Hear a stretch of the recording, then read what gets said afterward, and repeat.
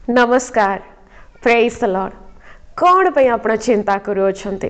कौन पे आपण कहउछंती जे मो पाखरे घर नाही, मो पाखरे पैसा नाही? मु आपण मान को जणेबा पे चाहे कि जो जीवित परमेश्वर को सेवा माने करूछु, जिते बेले से समुदाय जगत को निर्माण कले, प्रत्येक विषय को से निर्माण कला परे से मनुष्य को षष्ठम दिन रे निर्माण कले। जेहेतु से जानी थिले कि से मनुष्य को निर्माण कला परे ता निमंते अनेक विषय प्रयोजन अछि आ सही प्रयोजनीय विषय को से ऑलरेडी सृष्टि कर सारी थिले, जो द्वारा जेते बेले मनुष्य को निर्माण कला परे तार जरूरत हबो, आवश्यकता हबो, से जिनिस को से उपभोग करि पारिबो। आज परमेश्वर जेते बेले आमन को जगत को आनी अछंती, आमन को निमंते ऑलरेडी समस्त विषय को से रखी सारी अछंती। बस आमन को विश्वास रो सहित तांको सहित रहिबार अछि, तांको निकटवर्ती हेबार अछि आ उत्तम समय अपेक्षा रहिबार अछि।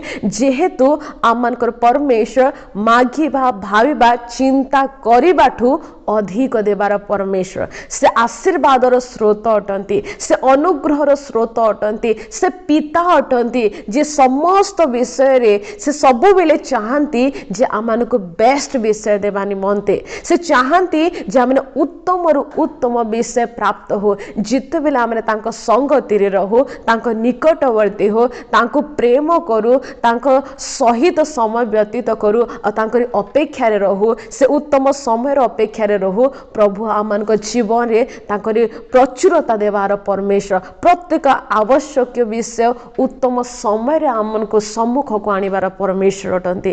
प्रकृति रे से महान परमेश्वर को प्राप्त होइतिबा सकाशे आमने परमेश्वर को निकट रे धन्यवाद दी, जैसे जीवित परमेश्वर को आमने जानी अछु, से आमन को निकटवर्ती आमने जेतले प्रार्थना करू से सुनिबार परमेश्वर अटंती। आ तही निमंते से कहंती कि तुमने ए विषय गुडा को जागतिक विषय नहीं कि चिंता करो नहीं, जेतु से जानती आ प्रथमे तांको राज्य और धार्मिकता को अन्वेषण कर, तो द्वारा समस्त विषय दिहाजिव। आमनकर परमेश्वर जिहोवा जिरी से समस्त जोगेबार परमेश्वर अटंती।